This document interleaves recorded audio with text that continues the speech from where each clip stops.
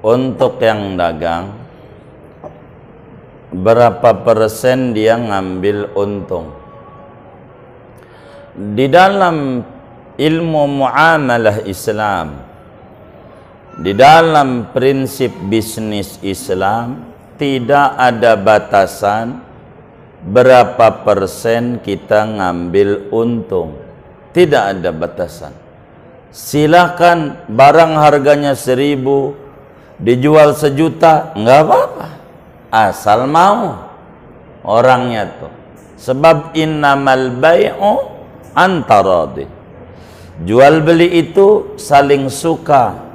Maka lihat itu yang jualan ikan cupang, ada yang 500.000, 5 juta, ikan kecil begitu. Iya, asal suka aja, enggak apa-apa. Ini kayaknya pada tukang cupang ini, nyengir-nyengir ini. Begitu. Enggak apa-apa. Kalau saudara jualan ikan cupang, enggak apa-apa. Yang penting jangan nyupang. Saya ngeri juga kalau nyupang. Begitu.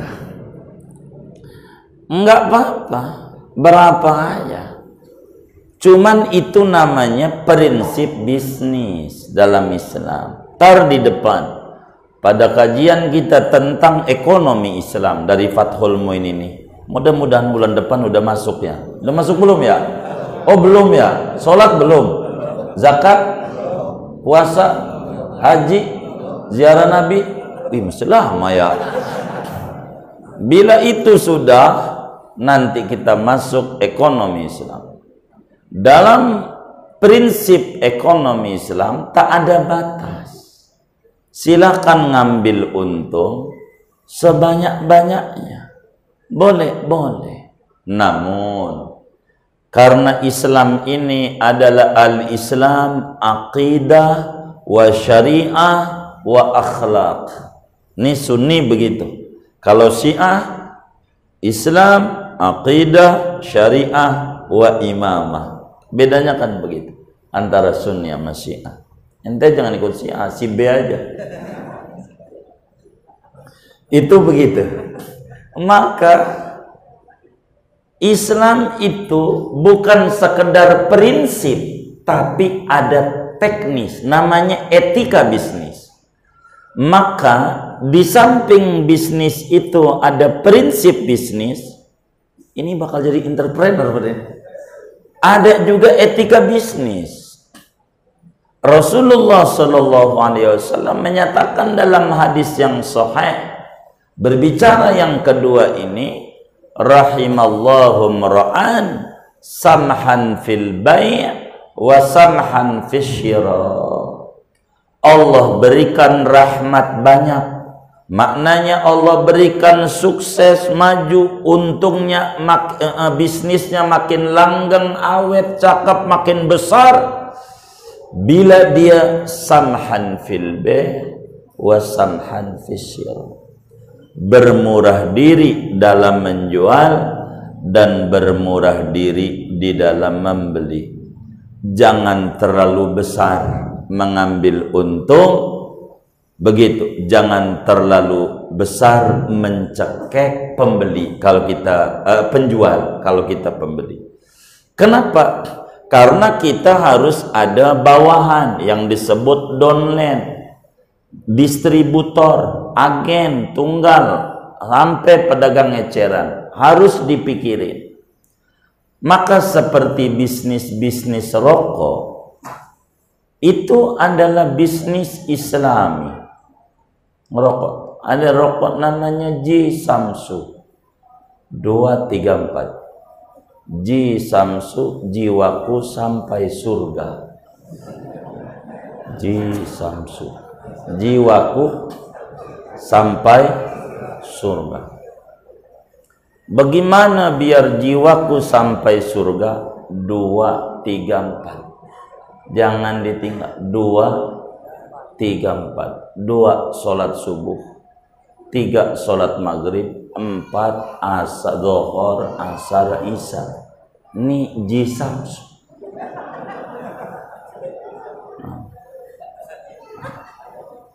Iya begitu. Nggak tahu tuh yang dagang rokok begitu apa kagak. Tuh begitu. Maka dia label harga itu sudah di pedagang eceran, sudah dibagi buat agen, distributor, buat pedagang eceran, udah dipikirin rezekinya. Dan biasanya barang-barang dari Cina itu murah. Mereka memakai akhlak Nabi berbicara dalam etika bisnis. Barangnya murah. Begitu murah, maka ketika kita murah, orang tertarik. Kita menjual barang mahal, ntar teman kita dongeng, si anu pak ya tinggi banget harganya, gitu. Akhirnya teman kita mau beli juga nggak jadi, karena orang langsung percaya dan terus menyebar. Kalau murah enak, sama si anu aja murah dia. Itu begitu. Maka muncullah promo-promo di dalam etika bisnis. Beli 2 gratis 1, sikat gigi. Beli 2 gratis 1, harga 10.000. Itu maknanya saya jual 1 3.300. Begitu maknanya. Cuman kita ini lumayan nih, untung 1, kagak. Emang nggak bakalan niat rugi, nggak ada. Diskon besar-besaran, big sale. Kita harus pahami apa ini diskon. Nggak bakalan dipotong harganya, enggak. Itu dipotong harga dari harga yang sudah dinaikin. Sebab di dalam bisnis nggak ada rumusannya pengen rugi, nggak ada. Nggak ada itu rumusannya. Ini cicilan 0%. Itu Anda harus baca bintang kecil. Ini kecil, ini bangsat, nyakitin.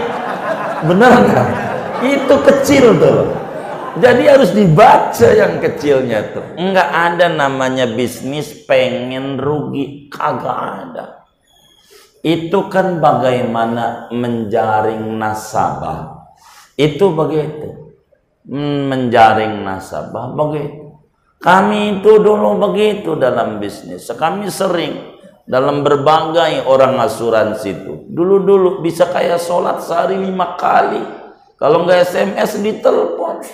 Asuransi A, B, C, D. Ditelepon ini yang menarik. Kami angkat aja, jawab siang Pak, siang Pak Farudin, iya. Ini nawarin bisnisnya dia. Begini asuransinya.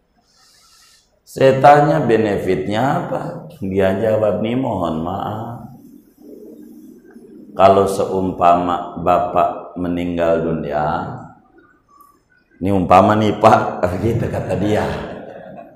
Nanti bakal dapat duit 400 juta. Oh begitu ya. Tuh 400 juta tuh buat saya. Iya, dibawa kubur saya. Kagak, buat keluarga Bapak. Iya, benefit buat saya. Mana? Dia bilang, kalau itu mah buat keluarga saya, bukan buat saya kalau mati mah. Kecuali masuk kubur. Nih, seumpama Bapak sakit, nanti kami bayarin. Itu duitnya buat saya. Iya, buat saya apa buat dokter? Dokter, yang buat saya mana? Iya, siang Pak. Bisa nggak dapet nasabah sama Bapak ini begitu. Yang buat saya lah, kagak ada yang buat saya. Ini buat dokter, ini buat keluarga yang saya. Pak, tutup. Siang Pak. Oh iya deh siang. Besok nggak telepon lagi. Ini repot. Jadi Islam tuh ada prinsip bisnis, ada etika bisnis. Maka harus pandai kita dalam berbisnis. Pikirin downline kita.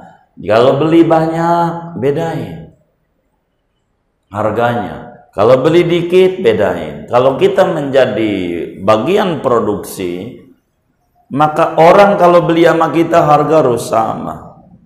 Ibarat ini piring punya kita produksinya, maka satu piring biar gampang 10.000 umpama. Maka siapa aja yang beli, mau 1 mau 1.000, kalau beli sama kita harus kita judul di luarnya 10.000. Jangan matiin agen-agen kita. Ntar dia beli sama kita satu, dianya gimana jualnya? Maka kita harus pandai beli 10 sekian, 20 sekian, berbagi keuntungan, karena dia juga bakal wirid dan doa minta amal rezeki yang untungkan dia. Agennya, eceran rokoknya ini begitu. Itu kayak begitu. Oleh karena itu Islam, silakan saudara.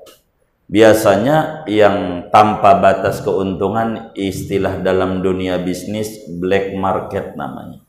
Kalau barang-barang black market seperti mobil-mobil klasik begitu, seperti Corona. Ini Corona ini kurang dahsyat. Yang lebih dahsyat Corona lebih bagus dibanding Corona. Bener nggak?